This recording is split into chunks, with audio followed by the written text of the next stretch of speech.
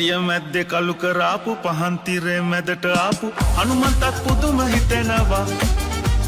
රාමාටත් බැරි වුණා වූ මහ වැඩකට පෙළඹුණා වූ අපි දැකලා එයා අඬනවා ඇයි මොකද එයා නෑ නෑ දැන් එයා මෙහෙ නෑ දැටිය මැද්දේ කළු කරාපු පහන් තිරේ මැදට ආපු හනුමන්තත් පුදුම හිතනවා රාමාටත් බැරි වුණාලු මහ වැඩකට පෙළඹුණා වූ අපි දැකලා එයා අඬනවා ඇයි මොකද එයා නෑ නෑ දැන් එයා මෙහෙ නෑ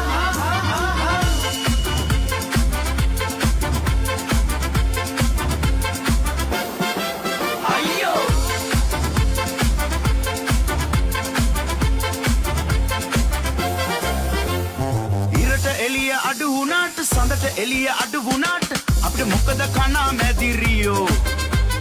මදුරු තුඩට අහු වුණාට